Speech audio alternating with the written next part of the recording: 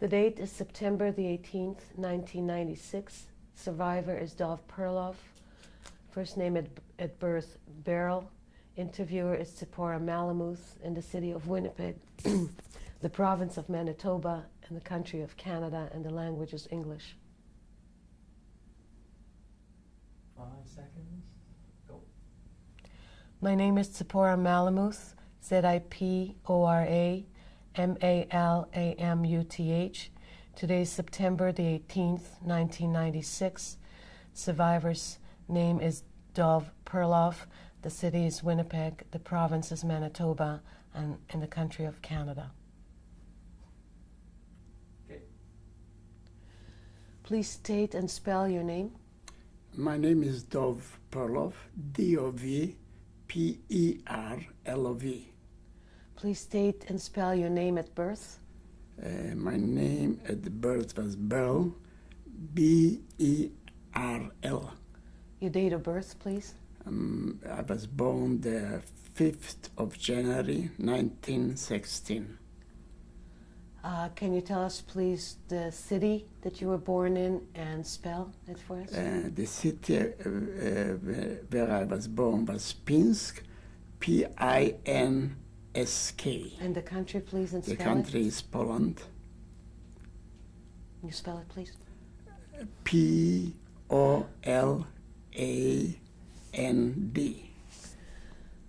Mr. Perlov, can you tell us, please, what was it like for you growing up in Pinsk as a child? I was born in a family hardworking people. My parents had a bakery, and in the bakery my mother worked most inside, and my father was, as a businessman, he was in this selling in the front. And I was a free spirit.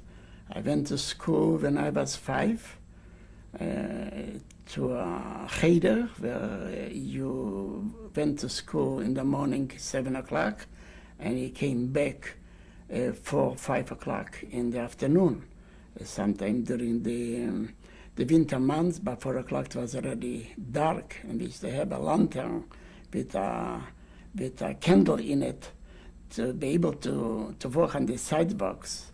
And the sidewalks were made of boards, and the boards during the times was broken up, and you have to see where you're going and how, and the dirt, and after a rain was impossible even to walk. There was people that had a horse and wagon. They used to go through the street and used to sing in the middle of the road, and it was a problem to push out, and you have to go up to the knees in boats, how you say it, in mud, in order to just push the wagon to help the horse to get out of the mud. So it was, and we had a river not too far from the river. His name was Pina, and we as children, we used to, after school, we used to run right away to the river to swim and make all kind of mischiefs there. And that was in the summer. And in the winter, we used to go skating on the river, because there was no skating like we have it here in Canada to offer for the young kids to enjoy themselves. No pools to swim in the summer. That was the river was all our attractions. So coming home, my father was a very strict man. He never let me out to go swimming, because they were always afraid to have a problem with drowning, kind of. So he wanted to avoid their hardship. So they me especially, I was a very aggressive and spoiled kid. So that was the time. And usually during other times of the day, we used to play football, like we call it here, soccer. And I had always a good time. I never cared. We used to go make mischiefs, go to the park and flicking flowers from the flower beds. And it was very nice. And didn't know about any hardship. We were free spirits. And I didn't care for anything till you grow up under the supervision of my father especially. And later on, you have to go to school.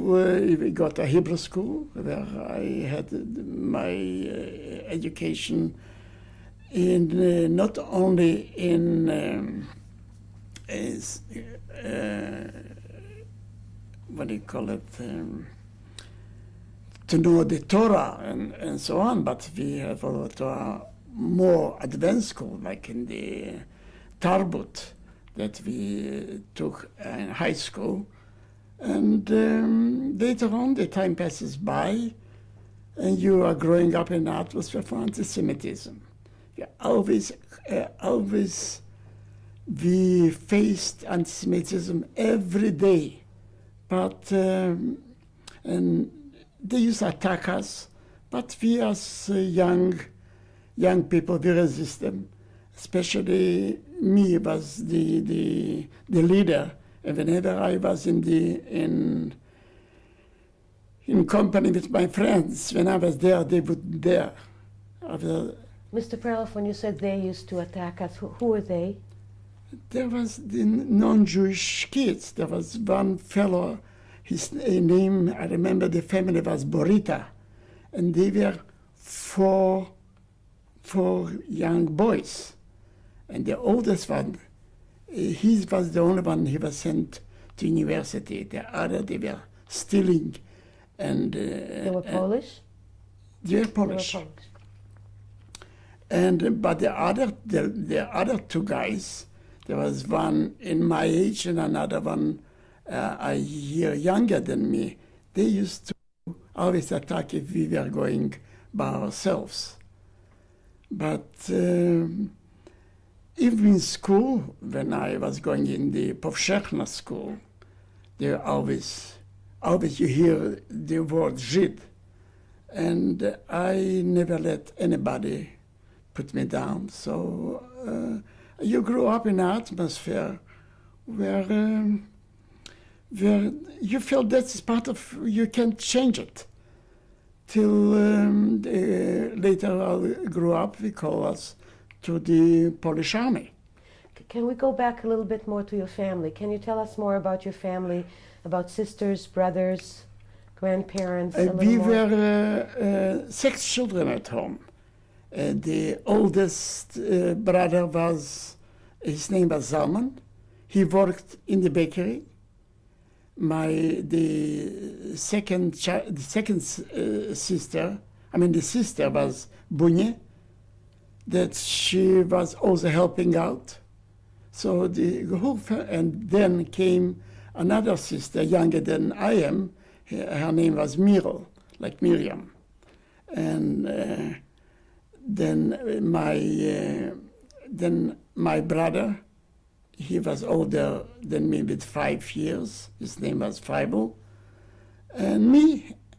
So I was the youngest of the brothers. They also went to the army. I came when they were 21 years of age. So it was compulsory to go to the army. We have to be as citizens of Poland. Everybody has the responsibility and the call for to be a soldier in order in case of war, you have to be prepared for it. So in 1939, I was called to the army. Before we go to 1939, can you tell us a little more about your friendships as a child? Were they all Jewish? Did you ever have friends that were not Jewish? A little bit about the holidays, how you celebrated in the community. I didn't have no friends, non-Jewish people, It was such a separation that they never would accept a Jewish friend. They always, they used to, the Polish government in general allowed and encouraged even to make shows like theater. Always was something to say about the Jews. And that was a very big attraction for the Polish population to come and watch shows in the theater. And if you would, that was the system, that was the propaganda that Jews were not the same like we were. They were a second-class citizen. And even to dream about going to college, that was just a dream.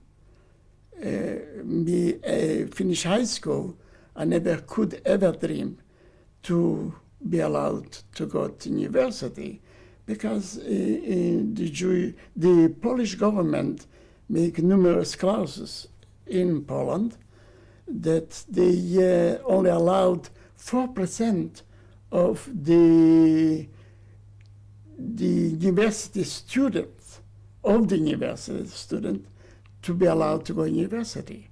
And they were forced to sit in the left side of the room. Let's say you had 100 students, there is allowed only 4 to sit, and they were over ridiculed for being Jewish. But when I remember my neighbor, he was older than me, and he came with a special hat, university hat, and everybody was so proud of him, and he achieved that he was allowed to go to university. So, but for the rest of the Jewish kids growing up, finishing high school, there was no even thought about it. So they were doomed, or they were not allowed to go to work on land. And they only looked to go to be a cobbler or what do you call it, a tailor or a baker or a smith or something, but otherwise they have no hope at all for the Jewish population in Poland to advance and to be equal with the rest of the population, be equal like we have it here in Canada. Can you tell us a little bit about Yiddishkeit, about the Jewish life in your home and in your town? My father was an Orthodox Jew who insisted that I should go to the synagogue 3 times a day. And especially he used to look at me always if I'm even praying. So, when I was going to school, there was off. I just couldn't attend synagogue during the weekdays. But Saturday, he used to have me beside him, especially me, because the other children, they grew up a little bit more because my brother was 5 years older than I was. So he let him go, but with me, I got stuck with him till I was already 14, 15 years of age, till I didn't want to attend, and nothing he can do about it. But I remember the Saturday they used to take me home from school, from the synagogue, and he used to make me to go over with him the parsha of the week, that I have to do it right. And me as a youngster, 10, 12, 13 years of age, I would listen that my friends are already playing soccer, and the noise that they were making just a block away, and I just, sometimes I just didn't do it right.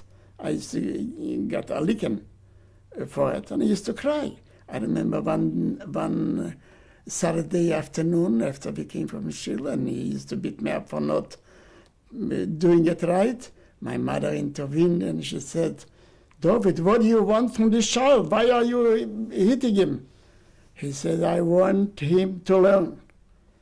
In case when he'll grow up and he'll go out into this world and he'll meet a nice Jewish girl and they'll invite him to go to call him up on the bima and ask him to say the Haftorah, and he would know.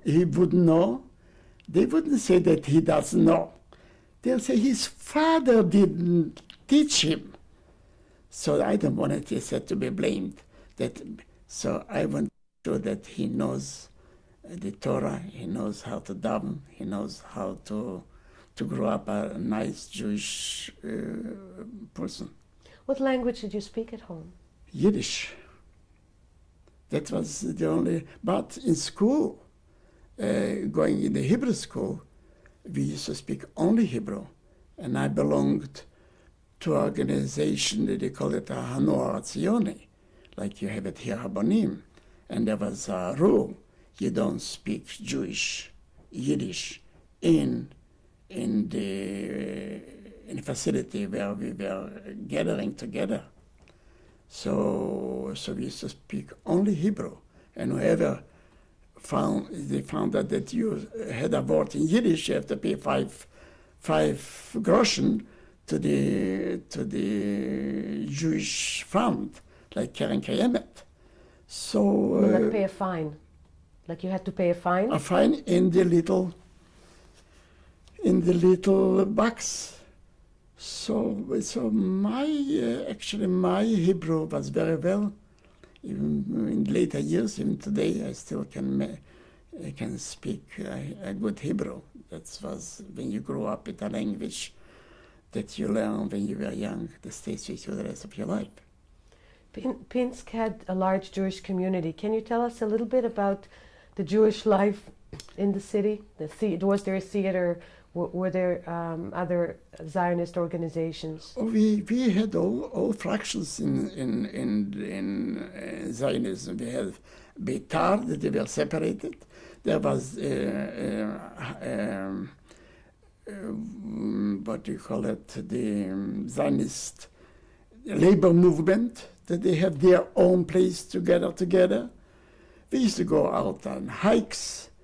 We used to also compete with each other in soccer or in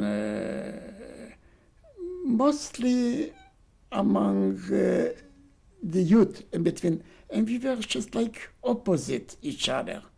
We just like didn't like each other. You belong to the faction. Sometimes we had some problems between us.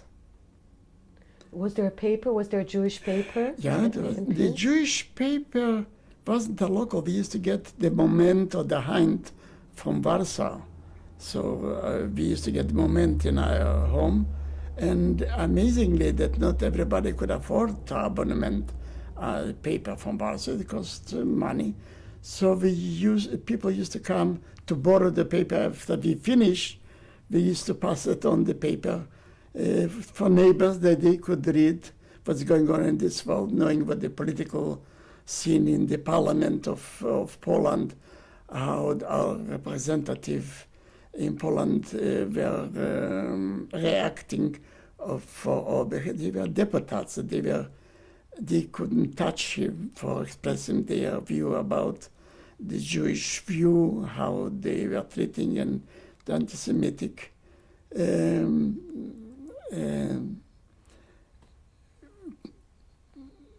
that Semitic way of the government treating the Jewish people. What did you do, Mr. Perlov, after you finished school? After I finished school, I was in the business. I didn't go to work in the bakery because, first of all, I hated it. And I didn't want it. So my father took me to, in those days, there was a feldsher, they called it a feldsher, that was from the Russian time, that he used to be in the army. He learned how to treat all kind of illnesses. and he got a license to treat ill people. He was called a feldsher. So he took me to this feldsher and he said, "You don't want to work in the bakery, so maybe you should go and learn to be a doctor." So it took me there, I remember, and in Moishke the Reife, he come to Moishke the Reife and he says, then we were friends because he used to treat the family coming and said, "How about taking my son to learn the art of medicine?" So I remember I don't know, about 15 or 16. And he said, "No, that's not allowed now. I'm a feldsher because I still left over from the old days from the Russian army that I was allowed. But now you have to go to university and finish university, then you have to apply for medicine. There's no way." So he was disappointed and I was disappointed. So because the business required people in the store to sell. And later on, after my parents passed away, so I was ready to be in the business, staying behind the counter. And the same thing, my two sisters, my younger sister and my older sister helped me out. Your parents passed away before the war? Yes, Both of them. my mother passed away 6 months before my father passed away. He was a very strong man, but when my mother died, he just couldn't live anymore. And when was that, Mr. It was 1936. So it was till 1939. I was in the business, but soon after, I was I called to the army. And Was this at the beginning of the war when you were called to the army? no, that wasn't the war. They were talking about, in Germany, Hitler already started to send out people who were not citizens, especially Jewish people, that they used to live in, maybe without documents, whatever. So they were talked about the atrocities in Germany they start toward the Jewish people. And so in March, the 21st of March, 1939, I was called to the army, and I left my hometown, and I was called to Poland. Bydgoszcz, it was just north of Poland. It's just not too far from the German border. There, where I was called in, and I was joined the army there. Did the Jews know in Pinsk? Did you hear a lot about Hitler and what's happening in Germany? By getting the papers from Warsaw, everything was written in Poland. You could talk about it. The Poland was independent, and they were afraid what will happen to them. Actually, they just saw what is coming, especially the people from Germany. They were just throwing over the border to Poland, and in Poland didn't know what to do with the Jewish people. They had more than ever. They complete there were 3 million people in Poland. And there was a heaven after the war. The Polish governments, after the First World War, treated the Jewish people with respect. So they settled there. So later on, everything changed. They found out that they wanted to get rid of the Jewish people too. And that was the anti-Semitic, the reactionaries. They were always influenced the government about the Jewish. Do you remember what the mood was in the Jewish community, what people said about Hitler? What did they think will happen? Do they have any thoughts about it? There was Jabotinsky. He was from the right wing of the Jewish Zionist organization, that he just like a prophet. He could tell what was coming. I remember he came to our hometown. He just predicted. He said, run from here. Go anywhere because a calamity is coming. And nobody could ever believe.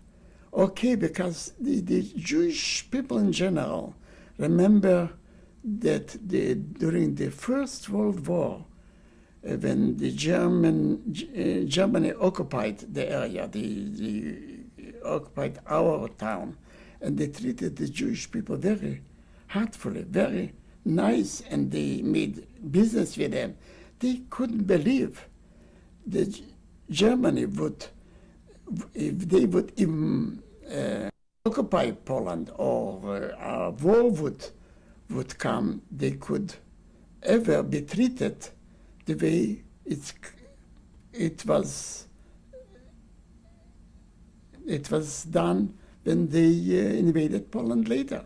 So Jews didn't actually worry too much that, okay, it wouldn't be as good, but to expect them to kill the Jewish population in Pinsk, that we had about 35,000 Jews in Pinsk, in a population of 45,000.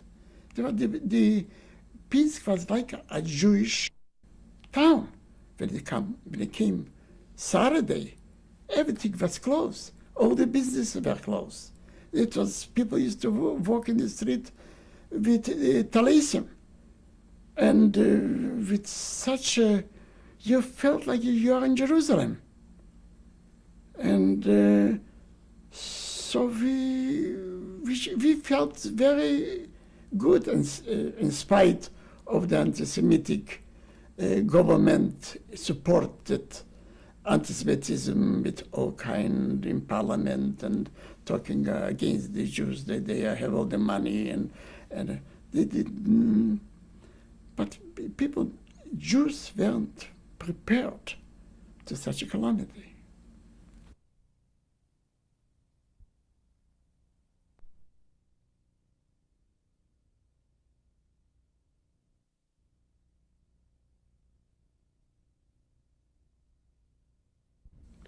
Tape 2, interview with Mr. Dov Perlov.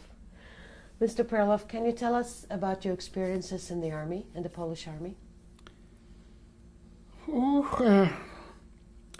when I came to the army, so it came so many other people from our hometown, from the outskirts of. How old were you by then? I was 22 then. And when we came to, first of all, we came with civilian clothes. So the first thing, when they gathered on the camp, where all the buildings, what they call the camp, barracks? The barracks, yeah, that's what I have to find a word for it. When we came to the barracks, so they, with all the civilian clothes, they led us to a building where the sergeant had package of army clothes. So everyone had a package with him. So then they led us to change our clothes. So amazingly, the clothes what I got a shirt that it came up to my pipik. And other guy, the shorter one, they used to have longer thing, and it was such a disaster. We were laughing. Then the problem was with the clothes, because not everybody had their size. And the same thing with the boots. That was for 2 days to go to exchange till we became, and then they cut our hair. We couldn't have like we have in the armies like now. Everybody could have some kind of a nice hairdo, hair on their heads. So then they start to put us in rooms, 18 young men with a sergeant. They used to be in charge, and the beds were one on the top of the other. So I got with another fellow from our hometown. We spoke White Russian, and he felt so good listening to me because the rest of the people came from all over Poland. They didn't know another language except Polish. So we just arranged between us. He slept above me, and I slept down below. So we used to take out for exercise, showing how to even to walk. You have to walk differently. You walked. We all had legs to walk with, but that's not the same than you walk in civilian life. How to walk and how to look at the sergeant to turn their head in the, and especially when the orchestra was playing, you have to knock with your boots. Anyway, that was the experience. I already knew what I was expecting. My friends were in the army before me, and they were telling me what was going on. So it wasn't for me a novelty to go and experience. So then they used to take us out to show us how to shoot. They had a special place where you have to learn how to shoot lying on a board and shoot to the target.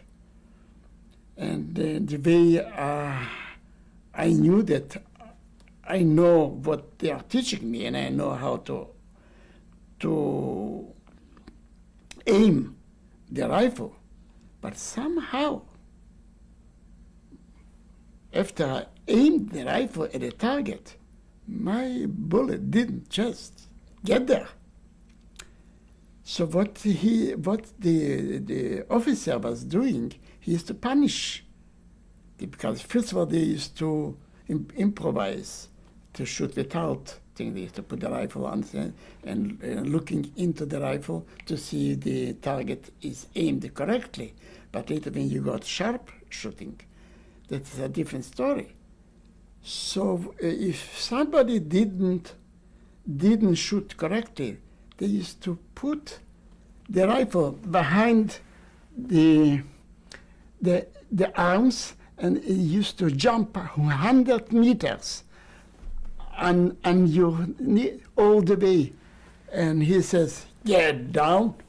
And he wanted to put the rifle to me, and I said, "I'm not going to do it." It was something unusual in the army to talk back. And I say, "How dare you talk back? You are going to," I say, "I know the rifle is not good. I'm okay." And so he grabbed the rifle from me, and he said to me, if I'm going to do it, you're going to be punished twice as much. So he grabbed the rifle from me and lay down on the board. And he even didn't get to the target at all. So I was out. He didn't punish me for it. So I felt so good about it, because later they adjusted the rifle, and I was the best shooter in the company. How long was basic training? What happened afterwards, after you go through basic training? What did you do? You see, when I went to the army, apparently we didn't know nothing what was going on in the political life in Poland. My sisters used to send me letters, and they were talking about, telling me what's going on about war and so on. I didn't receive the letters from them. So after 3 months basic training, they sent us a bit more north, up to the border of Germany, in tent. We lived in tent for 3 months before, and I had such a good time there. I saw the nature. I listened to the birds were singing, and I saw such a beautiful countryside. I didn't experience in the city, but I experienced. And My the the officer just find out that my shooting was good and the exercise that they used to teach us that I'm intelligent enough to understand all the teaching of the army. So he just became a friend of mine. And it was happened that we used to eat together, and one of the guys, he was jealous or something, he called me Žid. And I said, don't you ever said the word Žid. He says, he started to say Žid, Žid, Žid. So I gave it to him. He had a bloody nose, and he started to yell, and all his friends came to help Were him. there other Jews among I the was soldiers? I was in this. That was before we went to the outskirts of Bydgoszcz. But I remember this scene that this guy he called me a couple times, and I beat him up. So the other guys, because I was the only Jew in this 18 guys room, they tried, and I gave him all.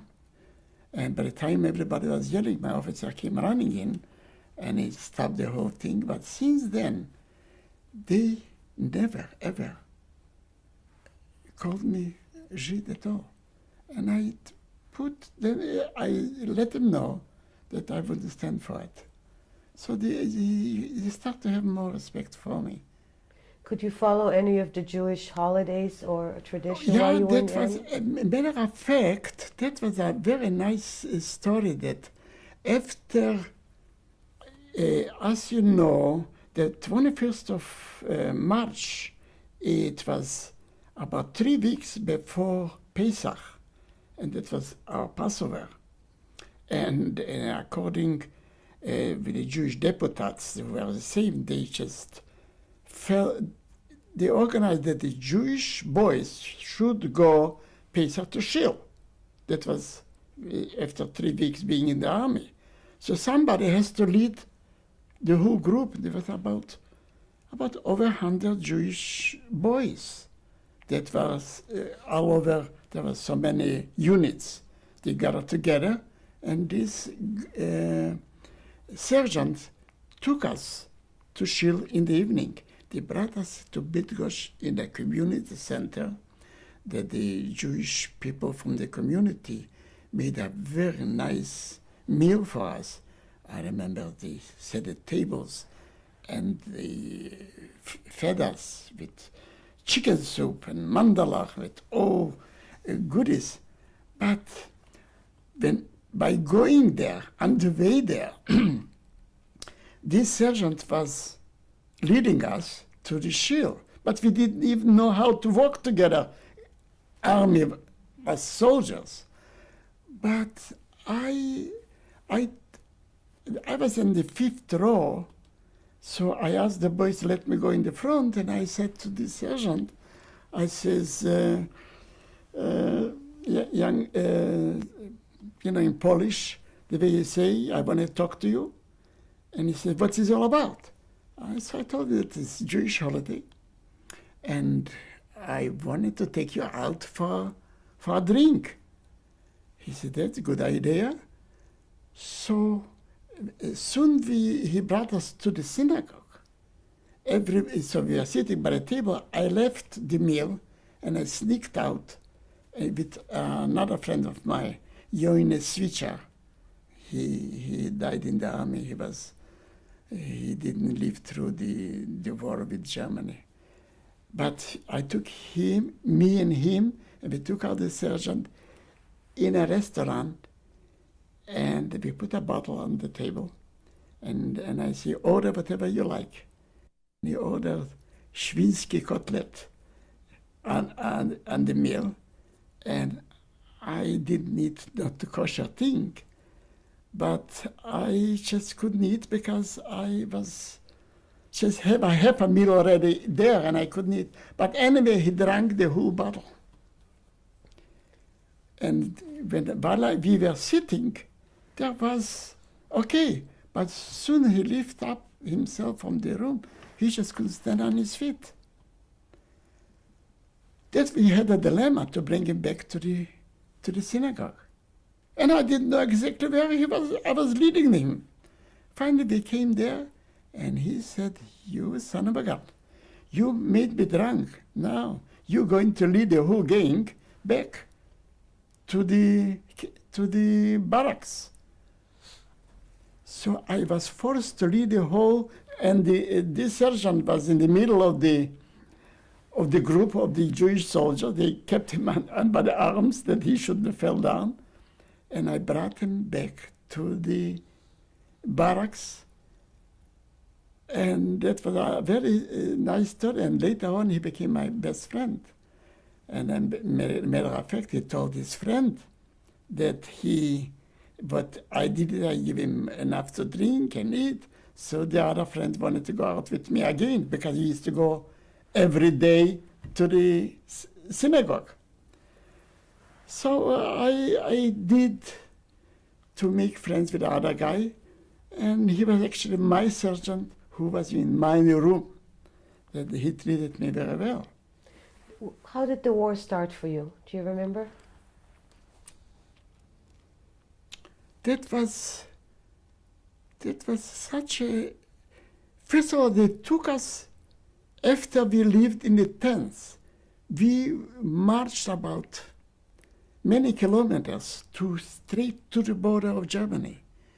And we digged trenches. So every soldier got 5 meters of trench to dig out all the way. So you can imagine so many soldiers, we got it for many kilometers, trenches. So whoever made it first, he could sit down. But the rest of it, they used to work every day till the war started. So then later we climbed into the trenches with our rifles and waiting for attacks. And I remember one day that was such a rain, and we were staying in the trenches. And our trenches got filled up with, half of the trenches with water. That was at night. And we were staying in the water for 3 days. And when the day, and there was little, what do you call it? It's all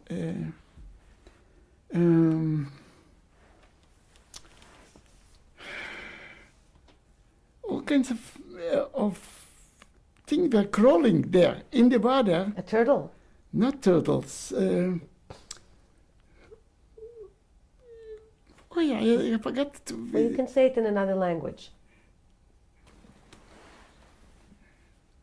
What was it that was crawling in the water?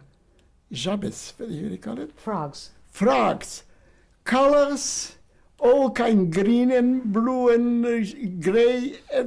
And they were, I never saw it in my life, such things.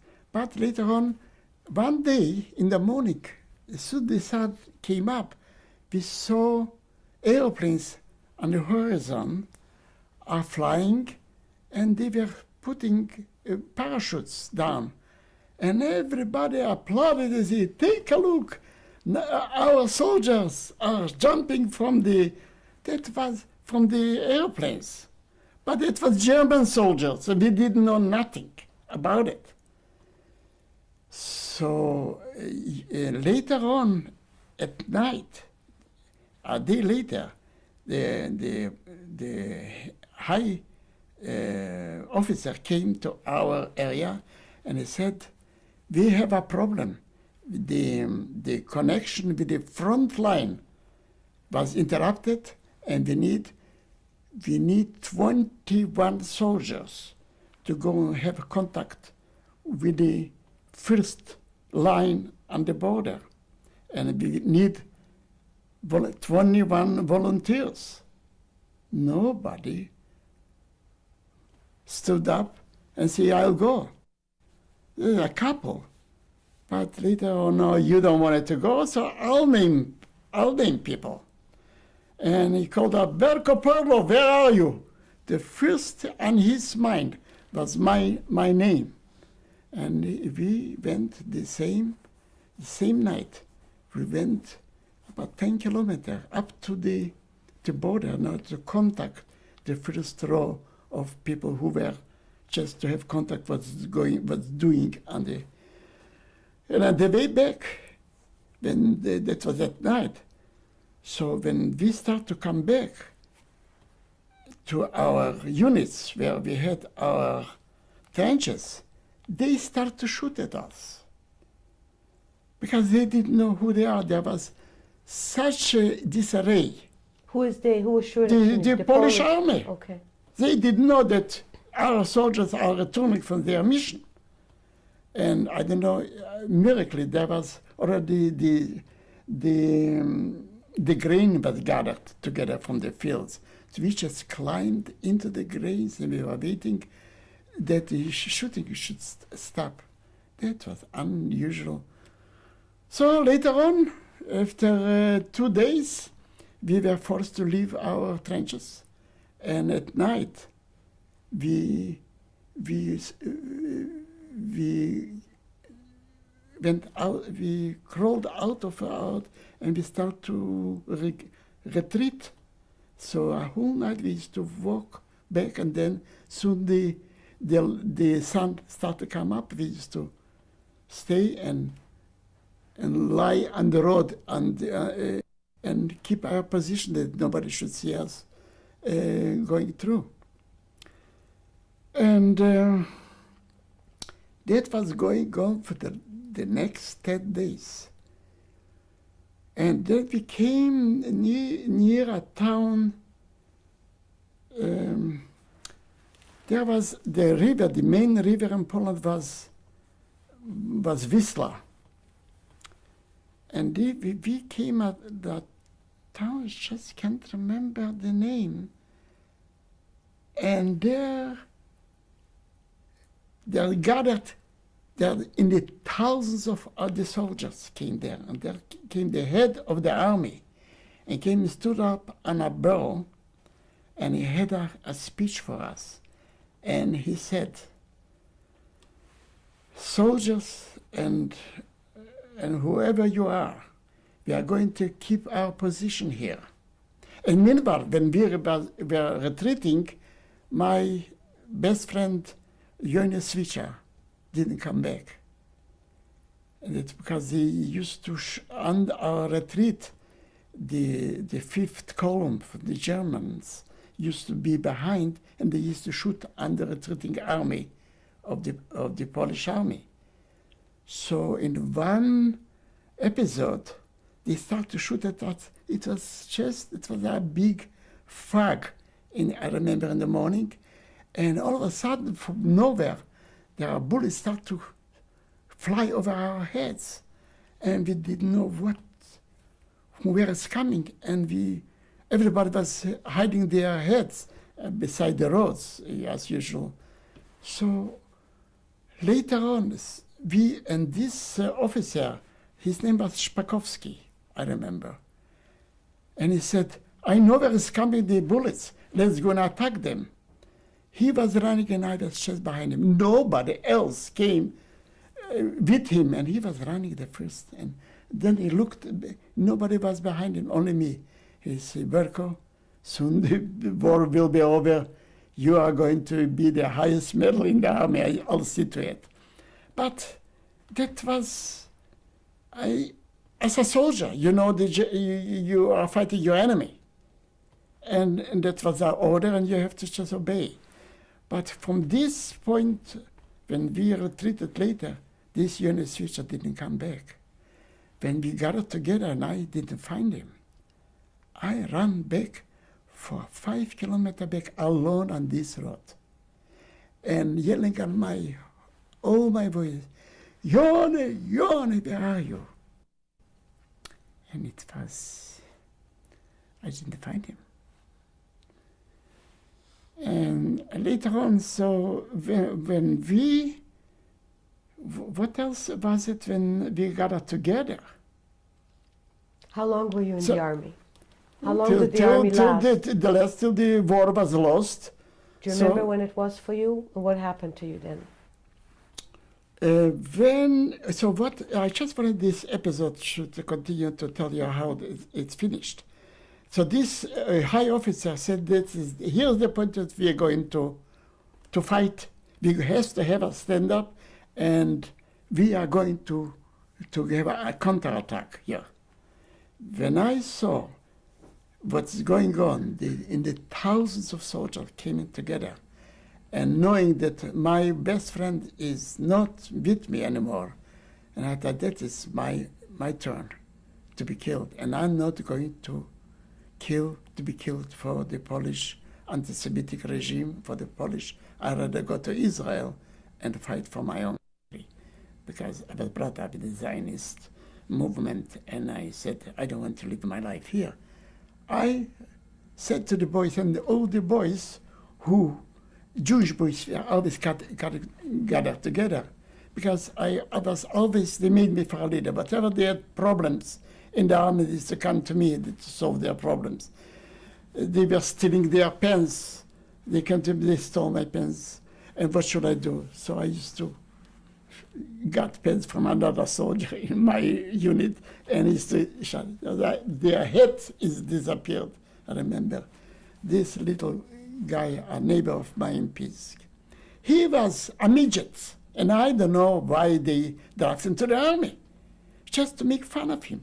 And they put him in the sapern that was too heavy to build bridges, and they were all husky guys. And he used to come to me, always crying, that is going to be my end. I can't stay there anymore.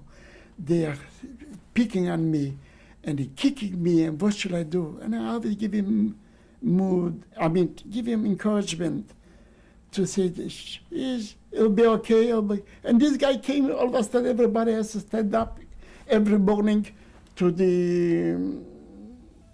be counted, to give messages to us. He came around to say, somebody stole my head, and I can't go in. I was there to give him back the head.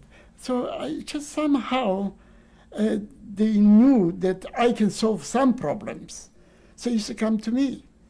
So being there, when this high officer told, I said, boys, I'm not going to go in the fight now, because that's life or death, that's what he said. Here we're going to keep our points, life or death. Here is our point with no return.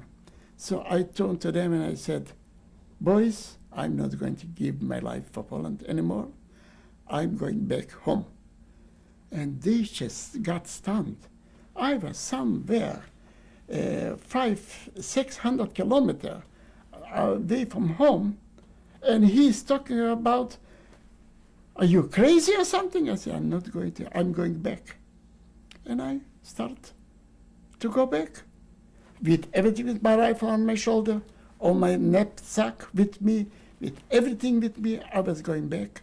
And all soldiers used to come on the highway with tanks, the tanks wasn't there, horses and wagons and all kind of artillery they had. And I was going in opposite direction. Nobody asked me anything. No, was such a disarray then. And when I went away about 200 yards, I hear a voice say, Bill, come, take me with you. And I look around. There was a guy, Popichko, I remember his name. And he said, take me with you, I'm coming with you. And how we walked all the time till the night fell. When the night fell, and still a kitchen came along. And I said, Popichko, we are going to stay with the kitchen. The kitchen was going also forwards to the, I said, we can't be the deserters here. If somebody will ask us, what are you doing here? So we lost our unit.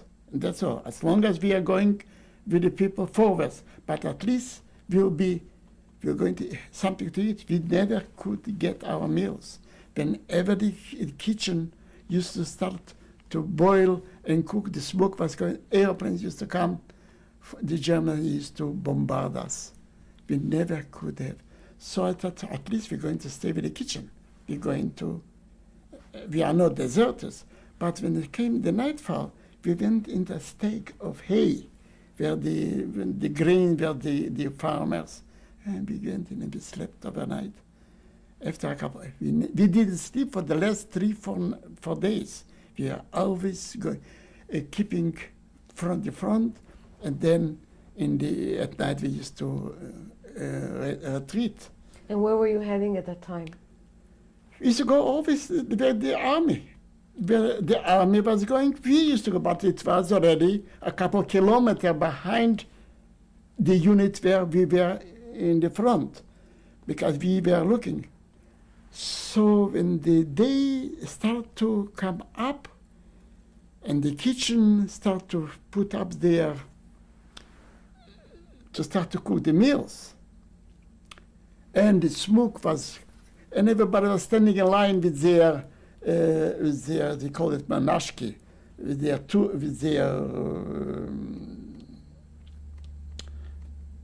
tin but where you put your meals in it.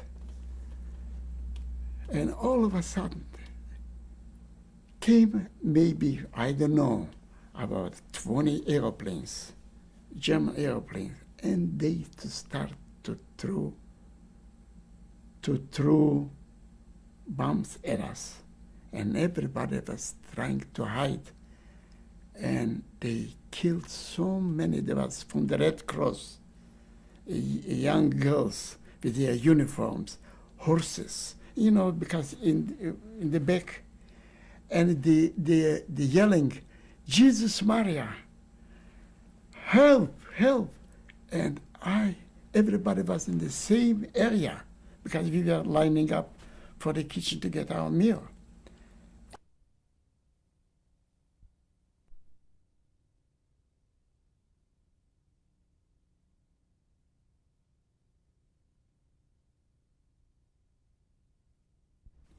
Tape 3, Mr. Dov Perlov. Mr. Perlov, can you tell us what happened from the point where you bombarded and the time that you came back to your hometown? I realized that was without stopping the bombardment. But I realized after 10 minutes bombardment, the airplane disappeared. And everybody thought it's the end. Later on I find out by observing it that after 10 minutes they came back, because apparently they unload all their bombs, and they went to get more bombs, and they start all over again to bombard us. So after a couple of times interruptions, I realized that's the time to start to run. I ran all the way to our clearance. And by the clearance, there was a fence, and I jumped over the fence, and I came into a garden. There were so many trees, apple and pear trees, and I was so hungry. And I started to put pears in all my pockets, and I was lying on the ground, and the pears were on the ground. And I ate a couple of pears, and I loaded up my pockets with it, and I started to run to the river Wisla. That was not too far away, because we were just about there. And I hear in the back, because I was already running about 200 yards away from them, and they still airplanes to come again and again.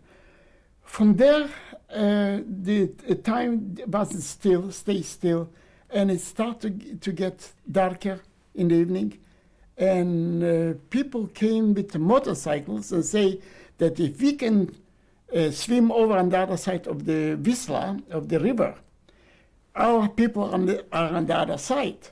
So it was encouragement for the group what remain in this area to start to go to swim over the Wisla. So people start to go into the water and to swim. And on the other hand, some of they had horses with them, so they took the horses with them. And I was already up to my knees in the water because I know how to swim. And I'm not going to stay here to take me in prison or something. I hear, help, help. The pond, the flow of the water was so strong that they took the people not directly over. They took a with the stream down, and they just couldn't swim, and it didn't have. And I just turned back, and I was sitting with my wet clothes on the shore of the river, and there I hear two guys are sitting and talking. We have to go and change our clothes. We have to run away from here. And I said, that's the right idea, I said. So I joined them. And we all three decided we are going to leave this place, and during the night we are going to go in the nearby village. So everybody so we went to the village. We fell asleep also in the grain place where they gathered. And in the morning we start artillery shooting at us, but not where we were. And we woke up, and the first thing, I didn't saw everybody anymore. I ran to the first house, and I came there was a woman and a young girl, and I went to the pantry, and I said, first give me civilian clothes. And this woman started to say, what are you doing? My husband is in the army. You can't take away his clothes. I said, never mind him. I just grabbed a pair of pants and a jacket, and I ran to the barn where they had, and I took off my army uniform, and I changed. And I didn't have a hat.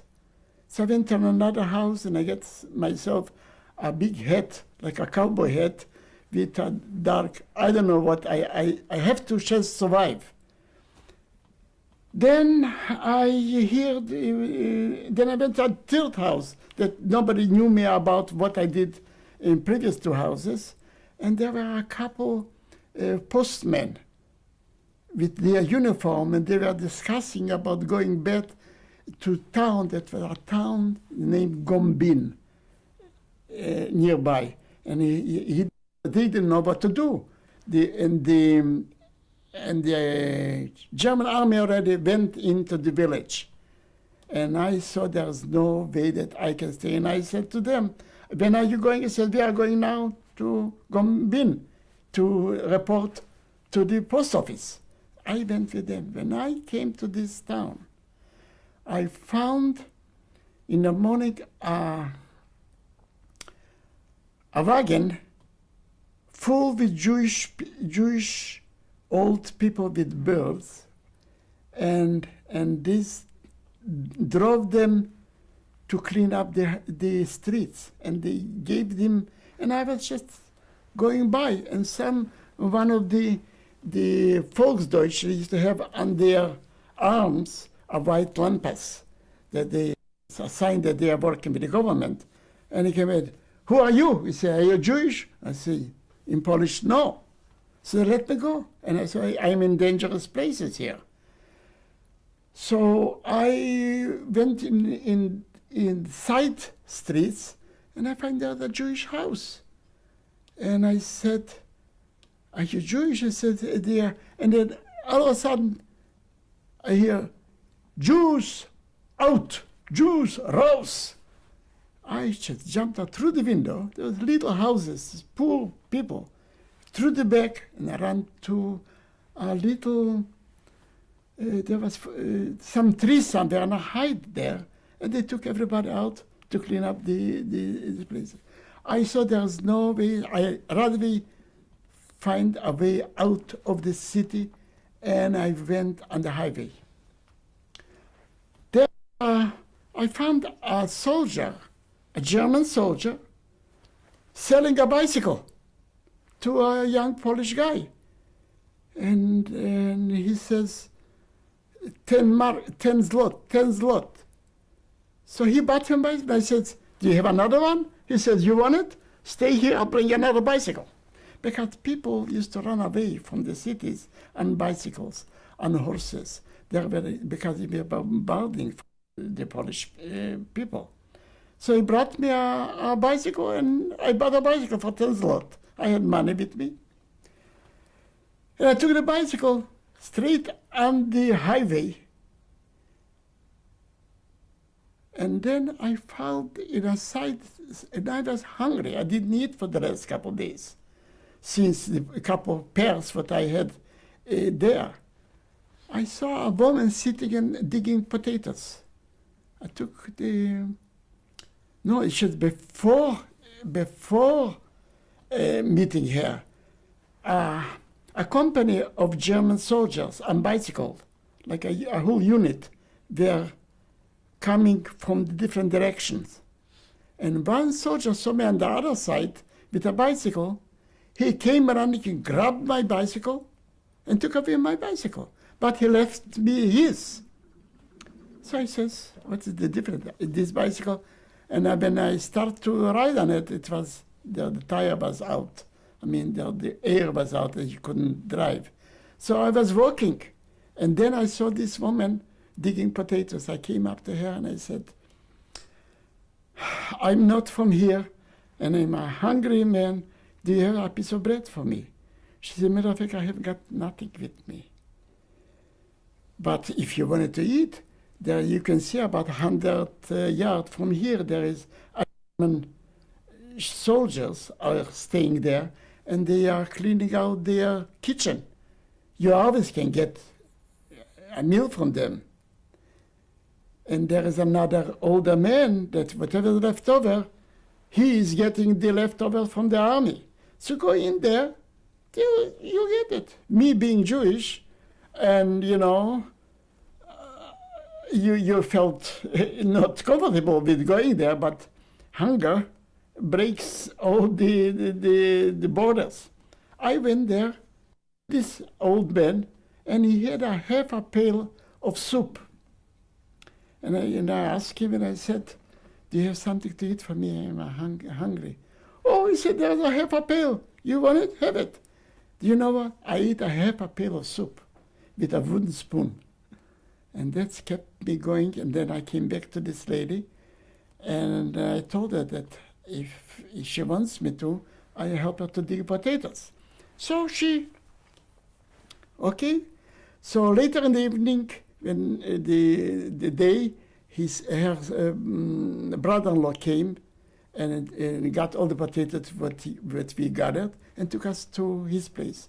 And I told him the same thing. I don't want nothing pay. I wanted to work and give me something to eat.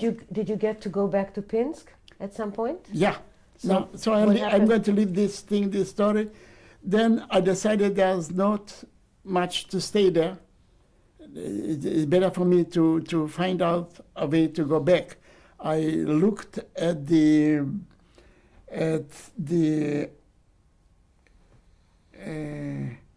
atlas, what do you call it? And I found my way, looking how should I go the way back home. So I made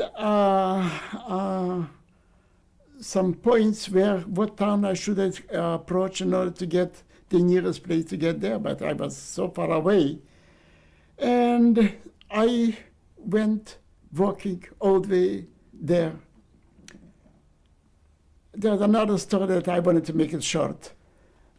I came up not too far from the border between Russia and Germany, and there was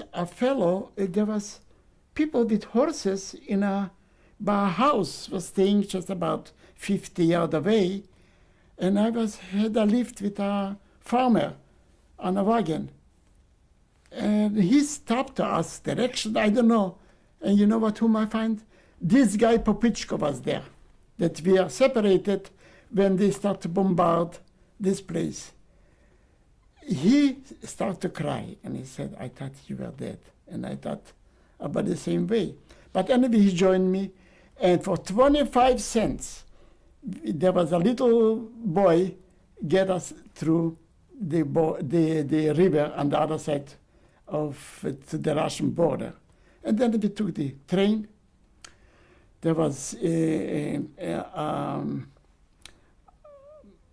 on the train, there was a lady who was coming from a visit to her daughter somewhere in the other end, and she recognized me, and she says, and his son was my friend in school, so she knew me. And what's happened on the way there was my older sister got married in a nearby town. So I said, I'm not going straight to Pinsk now. I wanted to see my sister before I continue. So I stopped down to see my older sister, Bunye, and that was Friday night. And I went in. You can imagine how she greeted me. But this woman arrived in Pinsk before me, and she came and told everybody that I'm alive. They already gave up because it was already a month after the war. Anyway, when I woke up in the morning next day, my sister, the older than me, was there with her husband, saw me.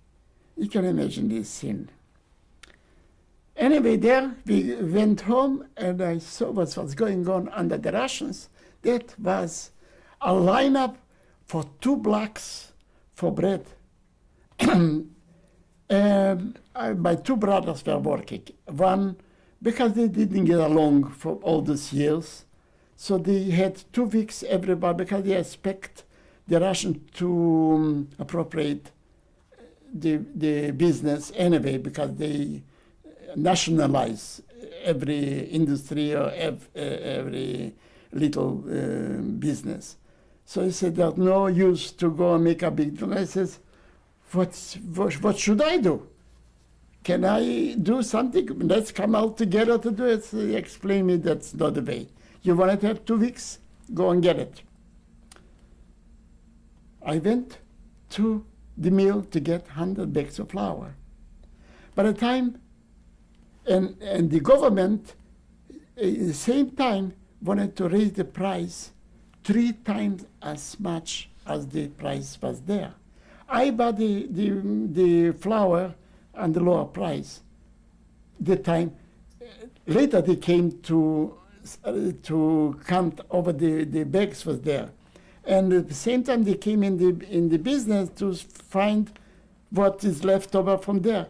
I got the price of flour the lowest, and by the time my flour came, the bread, the prices, I made so much money these 2 weeks that I used to come to my sister and take up from all my pockets, from all my under the shoes, the monies, and I threw on the table, and I said, Sorry, you count the money. I haven't got time.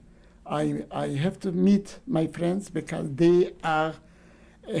because she was telling me that a friend of mine, Solomon, they are going to Vilna in order to run away from the Russians, because there was a free city. From there we can go to Israel.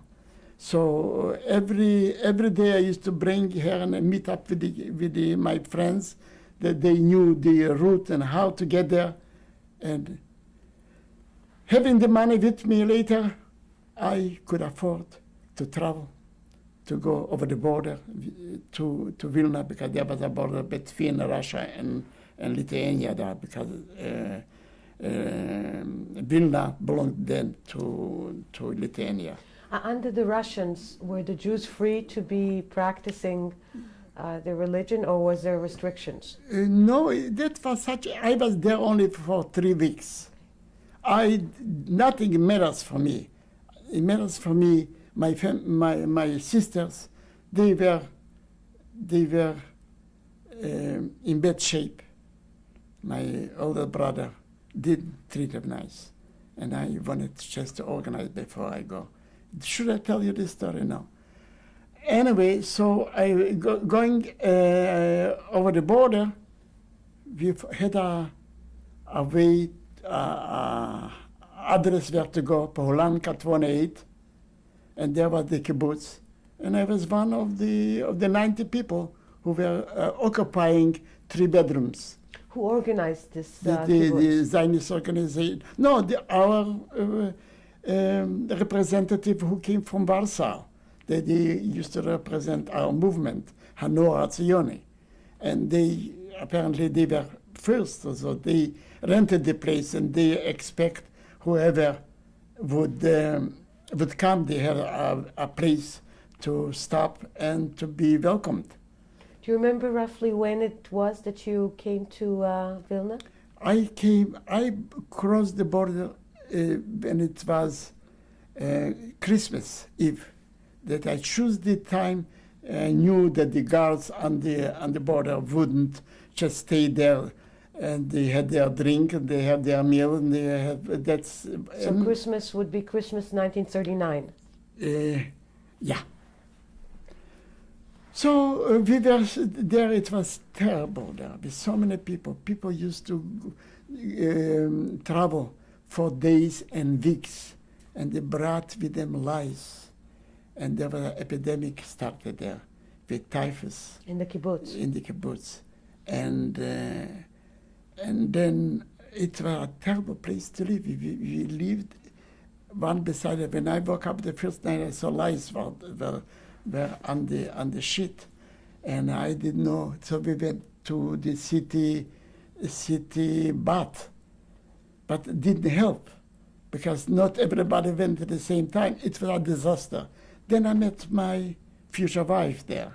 She was working with the people who were sick, and she was giving them first aid, whatever she could do it. And I saw that she's such a good soul, and I felt that that's a nice person for me to be involved with.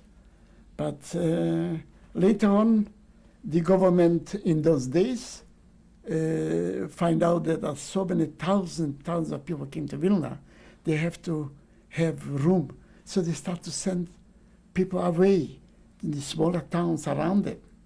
So our kibbutz chose me to go to Shavli to open up a new kibbutz. And I have a list for the first 10 people to go there to organize. So I put on the list my future wife.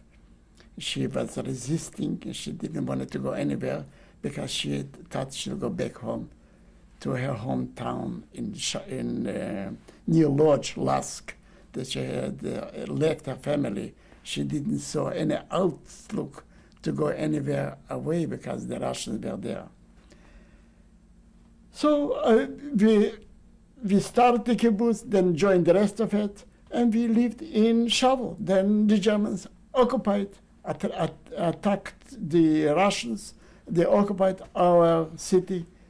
They, after right away, the first couple days when they occupied the city, the local people, they rather put their white armband on there, and they helped them to find Jews where they have to mobilize them just to arrest them. And they came to arrest me too. But somehow, I was at work, exactly, because I went to look for a job somewhere to work, and I said, I'm a baker, but I wasn't a baker, and there was a Jewish, the fellow who was in charge. I explained that I have to work, I'm alone. He just took me in, and I worked there. When I left 4 o'clock work, I was coming to my street, and I saw there was German police and the people with their armband, and they are getting out Jews from their houses. Do you remember when it was, the time of year, when the Germans came to Shavli? I can't recall.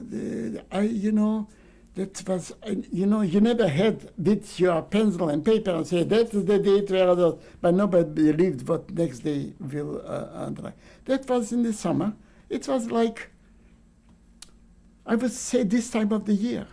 It was like August, September. Of 1941. Yeah. 1941, yeah.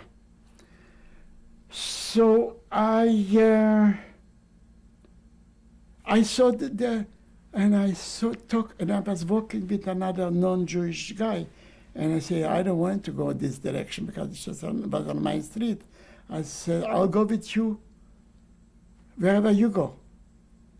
And I went with him another couple blocks, and then I turned around and I saw nobody's there on the street. I went home and I found my wife.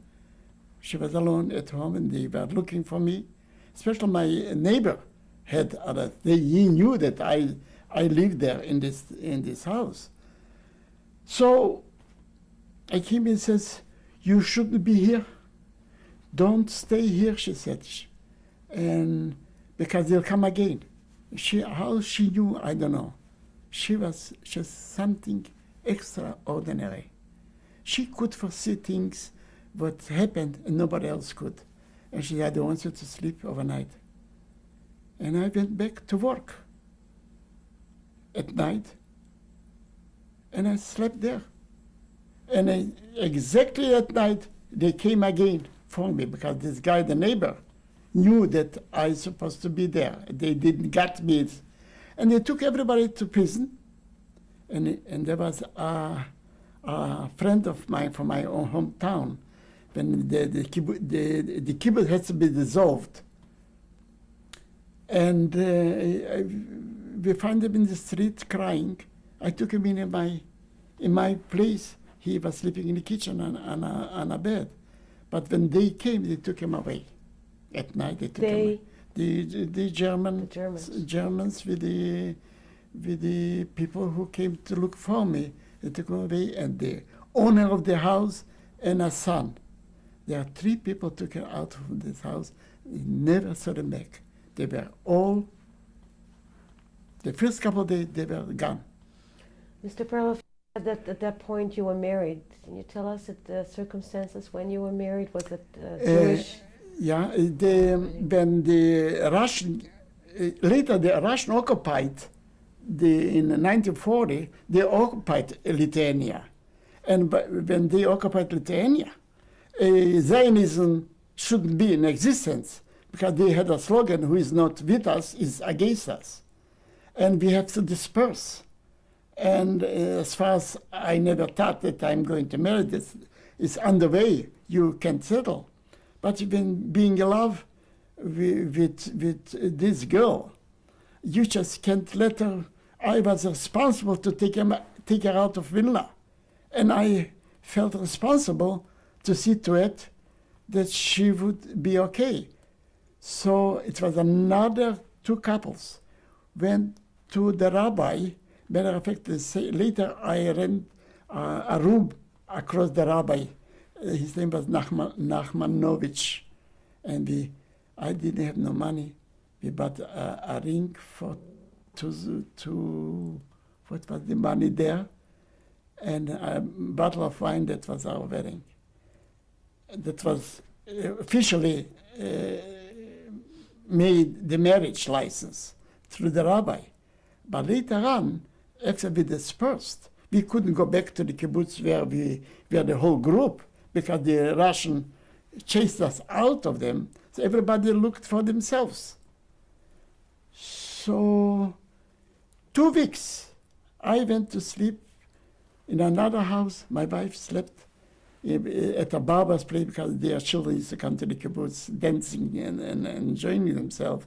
It's because they didn't have room for me. Then later on, I met a schuster, what do you call it? A shoe repairman. He used to repair the shoes because I was in charge. I used to bring all the shoes to him to repair. So we went out on the street. We were going. Snow started to fall. It was already in November, December, and flakes, and we didn't have nowhere to go. And she saw me, and she said, "Berle, what are you doing? How are you?" I said, "We are looking for a place to stay." Oh, she started to cry. "My husband died, and I have a room for you. Come with me to live."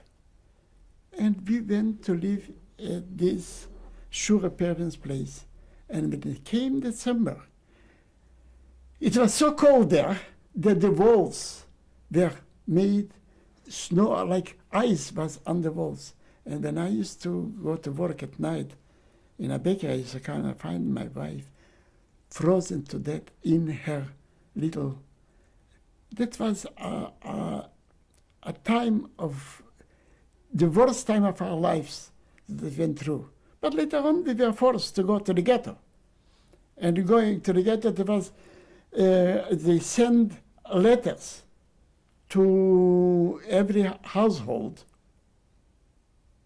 No, that was after we went out of the kibbutz. But later on, I found a room that was a better place to live. So that was exactly where the rabbi lived across the street. So I didn't live till the end with this shoe repairman's woman's place. So from there we received a letter from the city hall that we should go to the ghetto, Kafkaz ghetto. So we thought, if we go early, we'll get a better place. So rather soon we got it, we went there to look for a place to go, but we couldn't find it. I see it's blinking.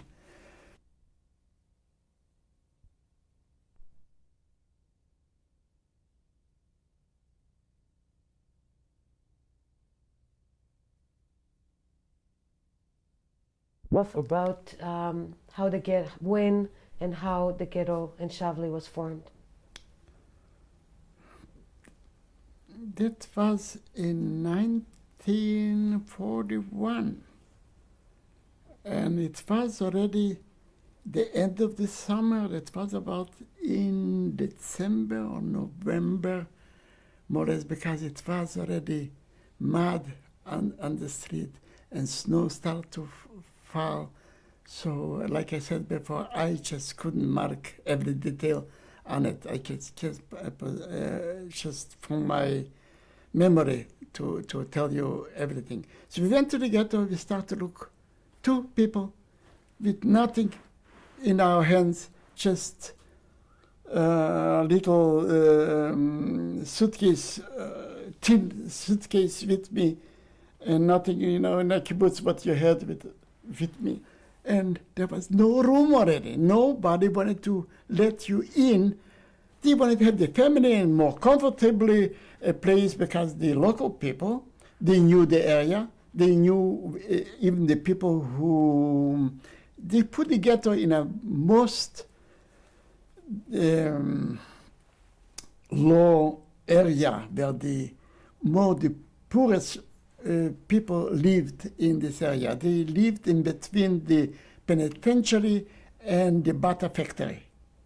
And those are the people who worked in the butter factory where by the shoes, and they lived nearby. There was very poor condition the way they lived, and that's where they made the ghetto there. And the first people who felt the same way the way I felt to go, if you got to go in, you just can't go and bargain with the government not to go in. And finally, we find a place where the richest family of the people lived. They were the part owners of the butter factory. The name was Potruch, and there was and they are running the whole thing. And so they somehow exchanged a nicer house with one of the workers who worked for them. they gave away their beautiful house in the city, and they moved in there. So they were older couple, and they had 2 daughters with 2 son-in-laws with them, and 1 single man that wasn't married. But he wasn't mentally in a great shape. But he occupied a little room under the stairs. That there was 2-story. So when we came, and we said, can't you just find a way? We don't need much. So give us, she said, no, we haven't got nothing for you. We are our family here. So this guy came out from this little room, and he said, Mom, you know what? They're such a nice couple. I'll give them my room. And they start to yell at him. And he said, come, children, come to me. And he was apparently in the 40s. He was an old bachelor. And he, come take our room. And we just settled there. We brought our kibbutz bed, single bed, there. And on the way somewhere on a yard, I found a little stove on 4 legs. And I went under the stove, and I thought, could I lift it up? And yeah, I was a strong guy. And I put it with the first legs on the front, and I just walked in, and I put the little stove, and I opened through the window a pipe, and organized that we can have, first of all, the stove will burn, it's on wood, no coal. And we can have something for us. Soon we settled. A day later, my wife said to me, you know what, there was a family, the Rubinsteins, they called it. I have, my wife wrote a whole book about our life in Lithuania, but went through, but not, here is not the time to talk about it. And she said, what's happened to the Rubinsteins? I wonder. And he was a chemist. He had a little factory who used to make dyes for clothes. He used to, and in his basement was the factory that he used to make these dyes, and he used to sell it to the companies who were dyeing clothes or whatever. And he used to support our kibbutz.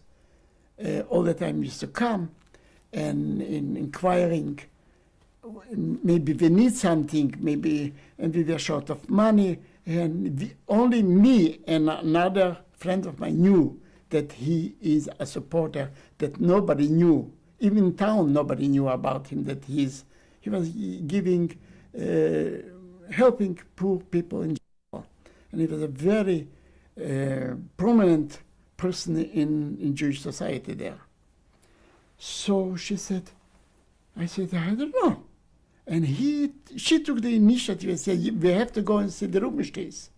We came to the Rubinsteins, and they were living like the old days. Everything is just like nothing happened. Because the Russians, when they came, they nationalized all the factories. They didn't nationalize his, because the workers who worked for him, they stood by him and said, he's very nice, treat us nice, and they begged the government not to nationalize his factory. So he thought that he'll have the same treatment they will have with the Germans. So we came and said, Mr. Rubinstein, why are you here? Why don't you go to the ghetto? He said, I didn't get any invitation. So my wife, is all the credit to her. And she convinced them that you don't have to wait for, because she had experience in her hometown before she came to Vilna. Germany occupied already her hometown at home, knowing what it is. I didn't know how the Germans, because we were under the Russians. So she convinced them that they shouldn't wait for a document that they are going, I don't know where to go. She said, Mr. Rubinstein, from all the people, if you go to any ghetto, you think the people would let you in? And she didn't ask him anymore. And she ordered me to go and get a donkey and a wagon to bring it in. And Mr. Rubinstein, you're going to pack. And with such a force, the way she applied to this man that one of the richest men in the world, and he was the head of the community there, he was following like hypnotized. And we thought that we knew that he has a wife and a son. So the three people. And all of a sudden, when I came with the donkey and the wagon, I found his father, it was Horav Rubinstein. That was his sister came from the outside from a village around Shovel with a little girl. And we find out he had a child, Mennonite, what do you call it? A child that was always lying in a crib. He was 13 years old and we needed young. And they had a whole family, 7 people there. But they put whatever they need, we brought him into the ghetto. Nobody looked at him. Nobody cared for him. And where should we bring him? We brought him to our place where we had this little, there was, what I would say, there was 2 meters on 5. That was 2 meters, yeah. And that was the whole room. And he said, Mr. That we let him get in, and we didn't have room to stay there. We just moved out. And you know where we went? We went on an attic to sleep, on a house next. And we couldn't find anywhere. And he was there for a couple of weeks till everything was organized, and he went walking in the street in the ghetto. And there was formed the representative of the Jewish community. They took over to see how things to manage like responsible people in our community do. And they saw Mr. Rubinstein walking. He said, Mendel Rubinstein, what are you doing here? He said, where are you? Because he was a prominent member of the... He says, oh, he didn't complain, but he said... So by walking, he showed them where he lives. And you know, they put a double bed. And the whole 7 people slept on the bed not in the lane, in the, how do you say, in the... Corridor? Not the corridor, on the bed, but in the width of the bed. And I don't know how to sleep at night. I didn't come to check up on them. When they saw him, the way he lived, they started to ask questions. How did you get here? And he told them the story about the young couple. They left. They started to investigate about us. And they brought me in their office to ask me questions. What do I do? Where do I live? I say, I'm on the attic. How did you make a living in the ghetto? How did Jews live in the ghetto? Were there restrictions by the Germans? Could you go in and out of the ghetto? They mobilized us for work. So I just wanted to finish. How do I get to work with these people? They invited me to their office, and they asked me, Mr. Perlov, you know, where do you live? I said, you live on an attic? You don't deserve it. You did such a good deed. For Mr. Rubinstein, we have to look after you now. You have to have a decent place to live. And they found for me a place to live among the most intelligentsia of the ghetto. He was an engineer with his wife, and they got a room. When having a room in the ghetto for themselves, it was something a good treatment. So because in this room you could put another bed, in a room where you have a place, another bed to put in there, you can put another family in. So they made him to make room for us to live in the same room with him. And then he asked, so he gave us a better place to live, not on the attic. And then they asked me what do I do? Because where do you have something, trade or something? I said, no, I haven't got a trade. I was working in a bakery. And I said, if you wanted, anywhere you wanted to work, tell us, we are going to accommodate you. Because what you did, we wouldn't do it for our own father and mother, what you did to this family Rubinstein. So I said, are you going to be a baker? No, we haven't got the room for you. Because there's 8 bakers, local residents. And they didn't. And I see, I said, you asked me what I wanted, and I told you. And he told me if I wanted, he was going to give it to me. And they just, somehow, they allowed me to go to work in the ghetto bakery. And the ghetto bakery wasn't in the ghetto. They rented a bakery in the outskirts of town.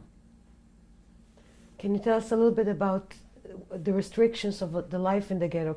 Could Jews go in and out of the ghetto? No, you couldn't get out. You have to go out only with a group with police beside us to walk out to work. You walk out on the airfield. Most of the people, they built a new airfield in Schau for the German Luftwaffe. So most of them went there to work. And they had city work to dig for the canalization of the city. And that's all, they didn't pay for it. I mean, they have free to labor for it. So, and then they used to give us 100 grams of bread per person. And we didn't have no wood to heat our houses. So they allowed wherever you worked, if you find a piece of board or a piece of wood that you can make fire with it, everybody used to bring this, that was allowed to bring in the ghetto. And bringing in the ghetto food or potato, they used to be searched, not to let anybody in, and that they used to search from outside, and the police, they wanted to make me for a policeman. And I said, I'm not going to police my own people. I can't do that. So that's where I worked. Did you have to wear an armband or anything? No, like I that had Jewish Star of Davis in the front and in the back. And wherever you weren't allowed to walk on the sidewalk. You walked on the middle of the street. And shoes we get, they call it klumpers, wooden shoes. When we used to go, everybody knew, oh, the Jews are there's a knack, knack, knack, knack, knack on it. That was, and everybody felt maybe the war will end soon. Maybe we'll be able to survive. And then... Were there any actions? Were there any roundups during that time? Oh yeah, they used to come to the people and say we need 200 people to go and work for, what do you call it, pit, in the pits.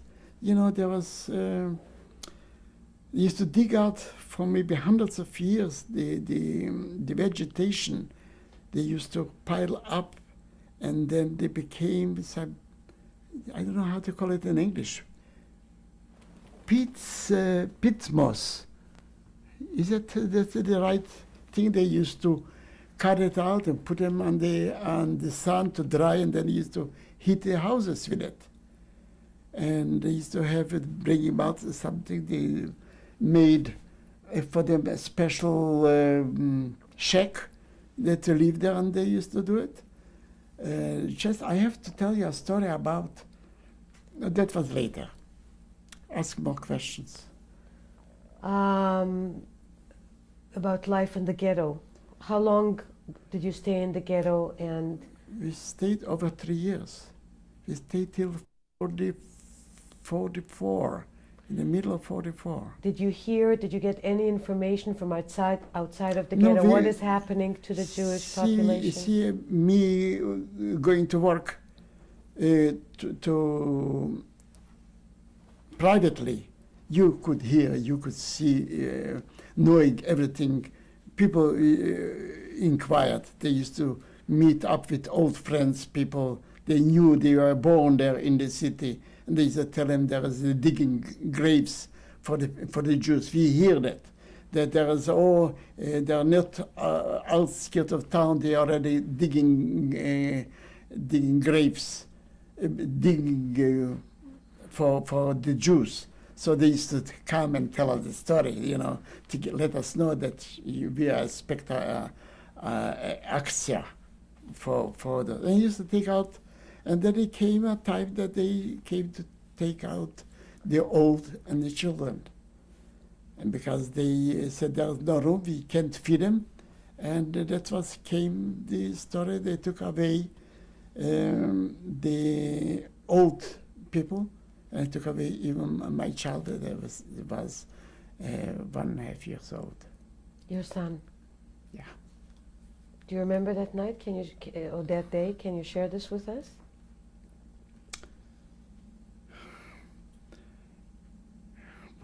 How do I start to tell you about this story? One day came Romanian soldiers from Romania because they had in the German army, they solicit people from Ukraine, from the Germans, and they surrounded the ghetto around, and we knew that something is coming, access is going to come. And one day they came and they announced that the older people and all the children, the parents should bring it to the front.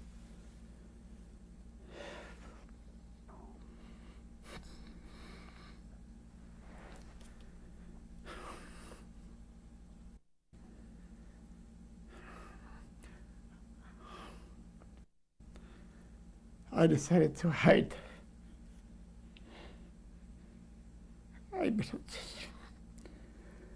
There was an attic. And I told my wife, come and I'll hide you at the attic. Because on the attic there lived another couple, older couple. But on the top of the attic there was another place where you put in the old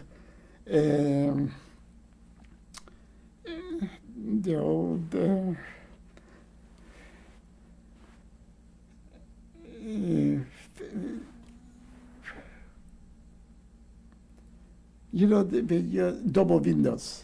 They used to put it on the top. There was a little triangle there, and on the top of the attic. So I stood on a ladder, took off out the thing, and I told my wife to go with the child to hide them there. And next door there was another woman with a child too. That they wanted to go in, and I just couldn't find room for them. But they hide somewhere in the side, when there is an attic, there are obvious rooms, they hide there. It was dark. And I said, I'm going to stay outside to watch, and I'll let you know what is going on. So just be quiet and be sure that I am downstairs.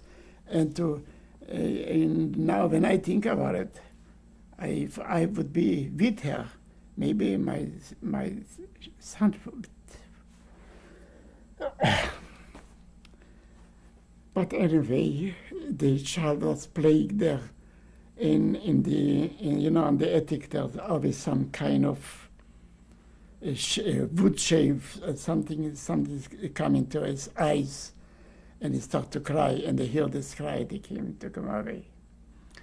And not him, my wife wouldn't let go himself, so they brought her to the front. Me, they found outside, they took me to the front where the gates are, and they put me with the rest of the people. And they brought her there, they took away from her arms. And she didn't want to give him up. They gave her over her head. And she was unconscious.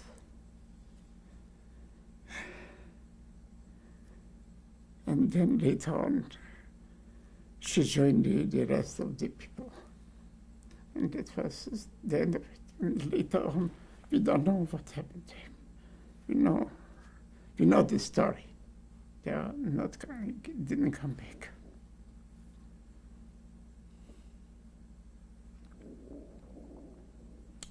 So then they forced all the mothers who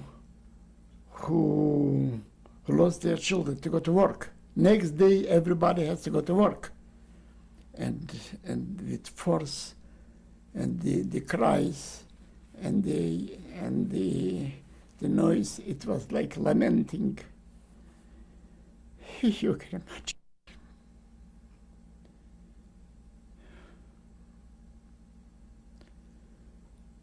So,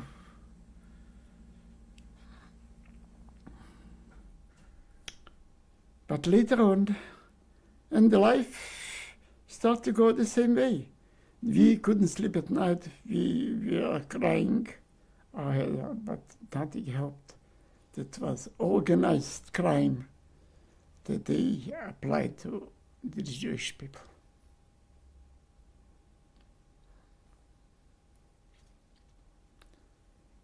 Then there came another action to the ghetto. Then the Russians started to attack the area with airplanes, and because there is a factory nearby, they start bombarding the whole area. And the people start to run, and eventually they start to evacuate the people who were left in the ghetto with trains back to Germany. And they left people who, because my wife tried to escape, and they found me to organize people with weapon and escape. They accused me that I'm an instigator. They left 50 people in the ghetto to help the SS to evacuate, because you have to leave to retreat from the area. And we felt that that's it. The people who, when they left, they took out of the ghetto. I don't know if they would come to Germany or not, but the 50 people, they were just sacrificed because they wouldn't try to take us out special room for us. So we said that this was the end of us.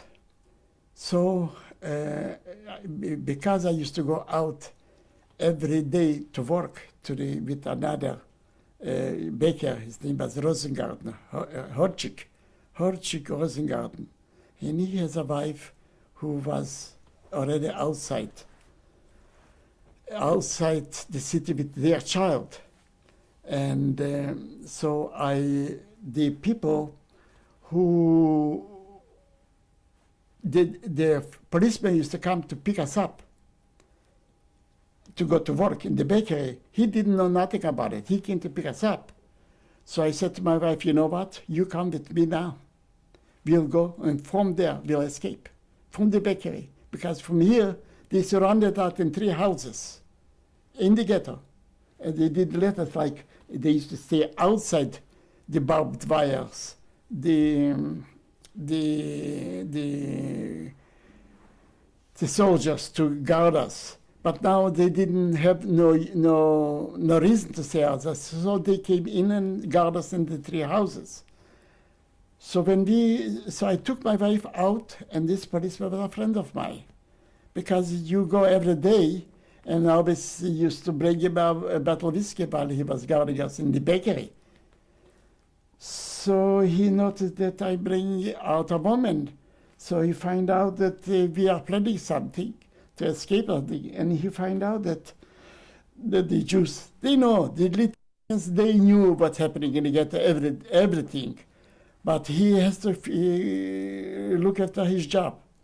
So we went to the bakery, and my wife said to me, now we're going to escape.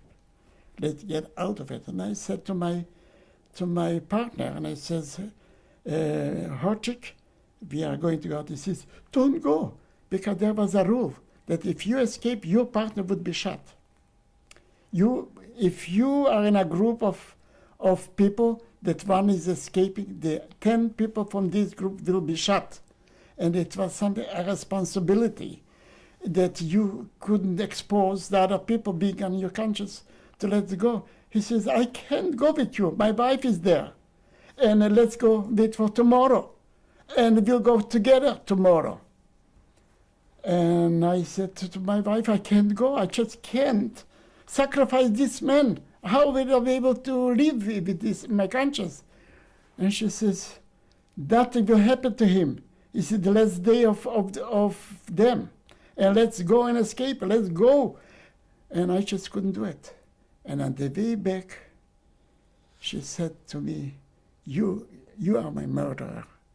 You are leading me to the Akedah, to the sacrifice. You have sacrificed me and yourself. You could help me. Now you are just a noble person. You wanted to go. I said, tomorrow. He said, there is no tomorrow.